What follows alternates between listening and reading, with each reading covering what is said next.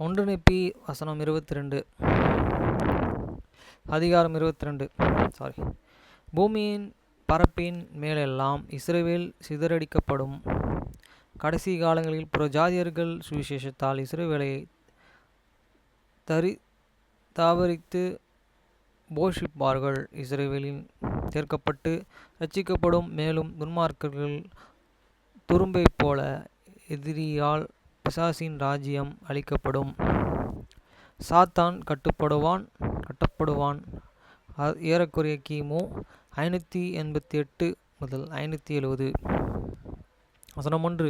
அந்தபடியே நெப்பியாகிய நான் பித்தளை தகடுகளின் மீது பதிக்கப்பட்ட இந்த காரியங்களை படித்து, பின்பு என் சகோதரர் என்னிடம் வந்து என்னை நோக்கி, நீ படித்த இந்த காரியங்களை அர்த்தம் என்ன? இதோ மாமிசத்திற்கல்ல, அது ஆவியின்படியே வரப்போகிற ஆவியின் காரியங்களின்படியும் அவைகளை அறிந்து கொள் வேண்டுமா என்றார்கள். வசனம் 2. நெப்பியனாகிய நான் அவர்களை நோக்கி, இதோ அவைகளை தீர்க்கதரிசிக்கு ஆவியின் சத்தத்தின் மூலம் வெளிப்படுத்தப்பட்டான். ஏனெனில் மாமிசத்தின் பிரகாரமாய் மனுபுத்திரர் மீது வரப்போகிற எல்லா காரியங்களும் ஆவியிலே தீர்க்க தரிசனங்களுக்கு வெளிப்படுத்தப்பட்டு உள்ளன என்றான். வசனம் 3. ஆகையால் நான் படித்த காரியங்கள் இம்மைக்குரிய மற்ற ஆவிக்குரிய இரண்டிற்கு சம்பந்த காரியங்களும். ஏனெனில் சீக்கிரத்தில் அல்லது தாமதமாவது இஸ்ரவேலில் வீட்டார் பூமியிலே பரப்பி மீதெங்கும் எல்லா தேசத்திற்கும் சிதறடிக்கப்பட்டவர்கள் என தோன்றுகிறது. வசனம் 4. இதோ இப்பொழுது அநேகர்கள் எருசலேமில் இருந்தவர்களின் ஞாபகத்தில் இருந்து தொலைந்து விட்டனர். ஆம், எல்லா கோத்திரத்திலும் அதிகமானோர் தூர தேசத்தில் நடத்தி செல்லப்பட்டனர். மேலும் அவர்கள் சமுத்திரத்தின் தீவுகளில் மீதும் அங்கு சிதறடிக்கப்பட்டுள்ளனர்கள். அவர்கள் புறம்பே நடத்தப்பட்டவர்களை தவிர அவர்கள் எங்கே என்று எங்களில் ஒருவனுக்கும் தெரியாது. வசனம் 5. அவர்கள் தூர நடத்தி செல்லப்பட்டபடியால் இயேசுவின் பரிசுத்த நிமித்தமாக அவர்களை குறித்து இதற்கு பின்பு சிதறடிக்கப்பட்டு தாறுமாறாக்கப்பட்ட இவர்களை குறித்தும் இந்த காரியங்கள் தீர்க்க தரிசனமாக உரைக்கப்பட்ட உள்ளன. ஆகவே அவர்களுக்கு எதிராக அவர்கள் தங்கள் இருதயங்களை கடினப்படுத்தினார்கள். ஆதலால் அவர்கள் எல்லா தேசங்களிலும் மத்தியிலும் சிதறடிக்கப்பட்டு எல்லா மனுஷரிலும் வெறுக்கப்பட்டார்கள். வசனம் 6. ஆயினும் அவர்கள் புறஜாதியர்களின் தாபரிக்கப்பட்ட பின்பு தம் கரத்தை புறஜாதியர்கள் மீது உயர்த்தி அவர்களை கொடிய ஏற்படுத்தினார். அப்பொழுது அவர்களுடைய பிள்ளைகளையும் அவர்கள் கரங்களிலே ஏந்தி அவர்கள் குமாரத்திகளையும் அவர்கள் தோள்களிலே மீது வைக்கப்பட்டார்கள். இதோ பேசப்பட்ட இந்த காரியங்கள் இம்மைக்குரியவை. ஏனெனில் நம்முடைய பிதாக்களுடன் உள்ள கர்த்தரின் உடன்படிக்கையே அப்படியா இருக்கிறது. அவைகள் வரப்போகும் நாட்களிலே நமக்கு இஸ்ரவேலில் வீட்டாராகிய நாம் சகோதரர் அனைவருக்கும் பொருந்துபவையாயிருக்கின்றன. மேலும் அது எல்லா இஸ்ரவேல் வீட்டாரும் சிதறடிக்கப்பட்டு தாறுமாறாக்கப்பட்ட பின்பு இந்த நிலத்தின் மீது புறஜாதியர்கள் மத்தியிலே ஒரு வல்லமையான தேசத்தை கர்த்தராகிய தேவன் வரப்போகிற காலங்களிலே எழுப்புவார் என்று அர்த்தமாயிருக்கிறது. அவைகளிலே நாம் சந்தாதி சிதறடிக்கப்படும். 8. சந்ததி சிதறடிக்கப்பட்ட பின்பு கர்த்தராகிய தேவன் புறஜாதியர்கள் மத்தியிலே ஒரு சந்ததியானருக்கு மிகுந்த மேன்மையான ஒரு பெரும் மகத்துவமுள்ள கிரியைகளை செய்த துவங்குவார். ஆகையால் அவர்கள் புறஜாதியர்களால் போஷிக்கப்படும். அவர்கள் கரங்களிலும் அவர்களை தோள்களிலும் மேலும் சுமக்கப்படும். சொல்வதற்கு ஒப்பாயிருக்கும். வசனம் 9. அது புறஜாதியராய் இருக்குமோ, தகுதியாக இருக்குமோ, உன் சந்ததியிலே பூமியில் உள்ள வம்சங்கள் எல்லாம் ஆசீர்வதிக்கப்படும் என்று ஆபிரகாமுக்குச் சொன்ன பரலோக தேவனின் உடன்படிக்கைகளை அறிய செய்வதனாலே அது புறஜாதியர்களுக்கு மட்டுமல்ல, இஸ்ரவேலிலே வீட்டாருக்கு தகுதியாயிருக்கும். வசனம் 10. என் சகோதரர்களே, எல்லா தேசத்தாரிலும் கண்களுக்கு முன்பாக அவர் தம்முடைய புயத்தையே வெளிமை ஆக்கினாரொழிய பூமியின் எல்லா இனங்களும் ஆசீர்வதிக்கப்பட்டவர்களாக இருக்கிற முடியா என்று நீங்களும் அறிய வேண்டுமென ஆசைப்படுகிறேன். 11. ஆகையால் இஸ்ரவேலின் வீட்டாராகியவர்களுக்கும் தம் சுவிசேஷத்தையும் தம் உடன்படிக்கைகளையும் கொண்டு வர கர்த்தராகிய தேவன் எல்லா தேசங்களிலும் கண்களுக்கு முன்பாகவும் அவர்கள் தம்முடைய புயத்தை வெளிப்படுத்துவார். வசனம் 12. ஆதலால் அவர்கள் அவர்களை மறுபடியும் சிறை இருப்பிலிருந்து வெளியே கொண்டு வந்து அவர்களை அவர்களுடைய சுதந்திர தேசங்களிலே ஒன்று சேர்க்கப்படுவார்கள். அவர்கள் இருளில் இருந்தும் அந்தகாரத்தில் இருந்தும் வெளியே கொண்டு வரப்படுவார்கள். அவர்கள் கர்த்தர் அவர்களுடைய இரட்சகர் எனவும் மீட்பர் எனவும் இஸ்ரவேலின் வல்லவர் என்றும் அறிவார்கள். 13. பூமி அனைத்திற்கும் வேசியான அந்த பெரிதும் அருவருப்புமான சபையின் இரத்தம் அவர்களின் சொந்த தலைவர்களின் மீது திரும்பவும் அவர்கள் தங்களுக்குள்ளே யுத்தம் செய்து அவர்களின் சொந்த கைகளிலே பட்டயமும் அவர்களின் சொந்த தலையின் மீது விழுந்து அவர்கள் சொந்த இரத்தத்தை குடித்து வெறித்தவர்களாயிருப்பார்கள்.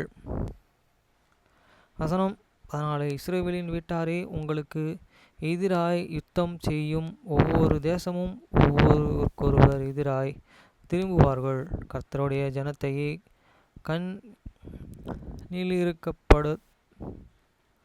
கண்ணியாலிருக்கப்படுத்த அவர்கள் தோண்டிய துறவிலே அவர்கள் விழுவார்கள். மேலும் சியோனுக்கு எதிராக சண்டையிடுகிறவர்கள் எல்லோரும் அழிக்கப்பட்டு கர்த்தர் செம்மையான வழிகளையே புரட்டி போட்ட அந்த வேசியான பெரிதும் அருவருப்புமான சபை புழுதிக்குள்ளாக இடரும். அதனுடைய வீழ்ச்சி பெரிதாயிருக்கும். வசனம் 15. இதோ மனுபுத்திரன் இருதயங்களிலே மீது இந்த ஒரு வல்லமை சாத்தானுக்கும் இராதபடியான காலம் சீக்கிரமாய் வருகிறதென்றும் பெருமையாய் இருக்கிறார் என்றும் துன்மார்க்கம் செய்கிறவர் எல்லாரும்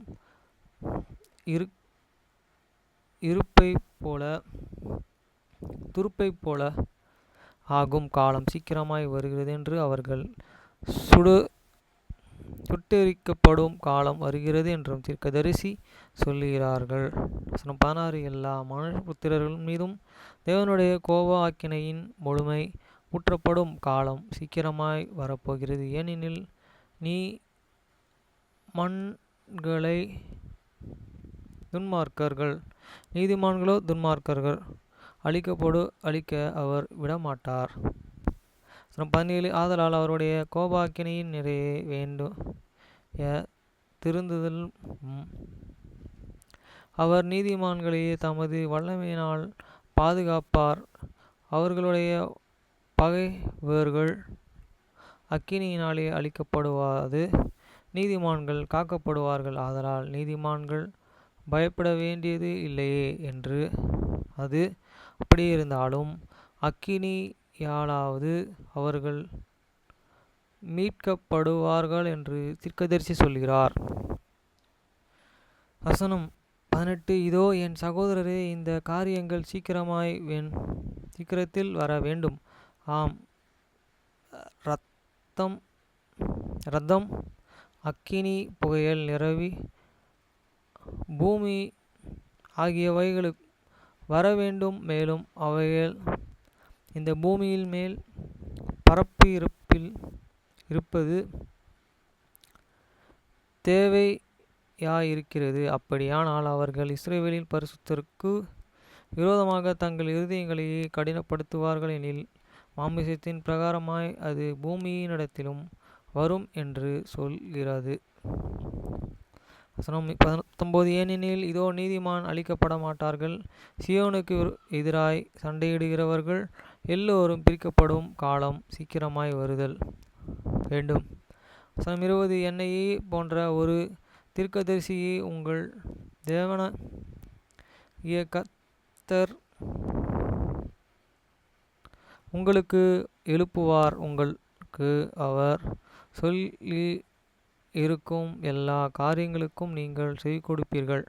அந்த தீர்க்கதரிசிக்கு செவி கொடாத அனைவரும் ஜனங்களின் மத்தியிலிருந்து அறுப்புண்டு போவார்கள் என்று பேசிய மோசேயின் வார்த்தைகளை நிறைவேற்றி தீர்ந்துமளவும் தன் ஜனத்திற்கு நிச்சயமாகவே கர்த்தர் ஒரு வழியை ஆயத்தப்படுத்தும்.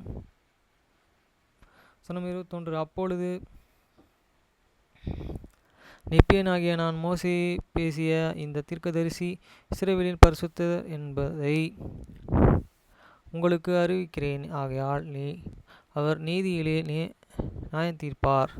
வசனம் 22. அநீதிமான்களால் பயப்பட வேண்டியதில்லை, ஏனெனில் அவர்களோ தாறுமாறாக்கப்படாமல் இருக்க போகிறார்கள். ஆனால் மனுபுத்திரர்கள் மத்தியிலே பிசாசின் ராஜ்யம் கட்டப்படும். அந்த ராஜ்யமானது மாமிசத்தில் இருப்பவர்கள் மத்தியிலும் ஸ்தாபிக்கப்படுகிறது. வசனம் 23. ஆயத்தத்திற்காக கட்டப்பட்டு இருப்பவைகள் அனைத்து மாமிசத்தில் மேலே வல்லமை உடையவர்களாக கட்டப்பட்டு இருப்பவைகள் அனைத்து உலகத்தின் கண்களில் புகழ்ச்சியால் புகழப்படுபவர்களுக்கு கட்டப்பட்டு இருப்பதாகிய எல்லா சபைகளும் மாமிசத்தின் இச்சையின்படியும் உலக பிரகாரமாயும் எல்லா அக்கிரமங்களையும் செய்ய திகழ்கிறவர்களும் அது முடிவாக பிசாசையும் அவன் ராஜ்யத்தையும் சேர்ந்தவர்கள் எல்லோரும் பயப்படவும் நாங்கள் குலுங்கவும் வேண்டும் என்கிற காலத்திலும் சீக்கிரமாய் வாரும் புழுதிக்குள்ளே கொண்டு வரப்பட வேண்டியவர்கள். அவர்களோ துரும்பை போல சுட்டெரிக்கப்பட வேண்டியவர்கள். அவர்களது தீர்க்கதரிசியின் வார்த்தையின்படியே இருக்கிறது. வசனம் 24. தொழுவத்தில் உள்ள கன்றுகளைப் போல நீதி உள்ளவர்கள் நடத்தப்படும். மகா மகிமையிலும் வல்லமையிலும் பலத்திலும் இஸ்ரவேலின் பரிசுத்த அதிகாரத்தோடு அவர்கள் ஆளுகை செய்யும் காலம் விரைவாக வருகிறது. வசனம் 25. அவர் தம்முடைய பிள்ளைகளுக்கு பூமியில் 4 திசைகளிலும் இருந்து சேர்ப்பார். அவர் தம்முடைய ஆடுகளை இலக்கமிடுவார். அவைகள் அவரை அறியும். அங்கே ஒரு மந்தைகளையும் ஒரு மேய்ப்பனும் உண்டு. அவர் தம் ஆடுகளை போஷிப்பார். அவர்கள் தங்கள் மேய்ச்சல்களை கண்டடைவார்கள். வசனம் 26. தன் ஜனங்களின் நிமித்தமும் சாத்தானுக்கு வல்லமையில்லை. ஆதலால் அநேக வருஷம் காலம் அவர்கள் கட்டுவிழ்க்கப்பட முடியாது. ஜனங்கள் நீதியிலே வாசமாய் இருப்பதினாலும் இஸ்ரவேலின் பரிசுத்த ஆளுகை செய்வதனாலும் அவர்களின் இருதயங்களிலே மேலே அவனுக்கு வல்லமை இல்லையா? வசனம் 27. அப்பொழுது இதோ நெப்பியனாகிய நான் உங்கள் நோக்கி இந்த காரியங்கள் எல்லாம் மாமிசத்தின்படி பிரகாரமாய் வரவேண்டும் என்று உங்களுக்கு சொல்கிறேன். வசனம் 28. ஆனால் இதோ எல்லா தேசத்தாரும் இனத்தாரும் பாஷைக்காரரும் ஜனங்களும் மனம் திரும்புபவர்கள் எனில் அவர்கள் இஸ்ரவேலின் பரிசுத்தர்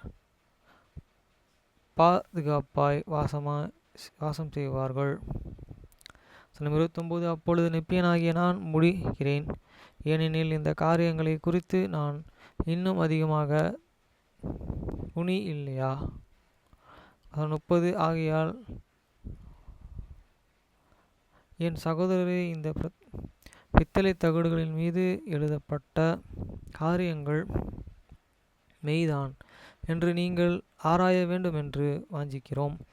மேலும் அவைகள் ஒரு மனுஷன்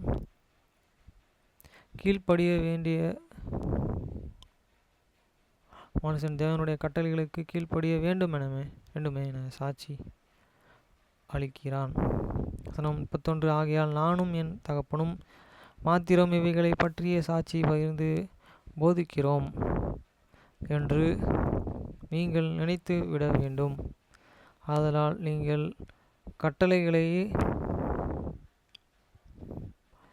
கட்டளைகளுக்கு கீழ்ப்படிந்து இறுதி பரியந்தமும் நிலையிருப்பவர்களானால் கடைசி நாளிலே மீட்கப்படுவார்கள். மேலும் இது இப்படி இருக்கிறது. ஆமென்.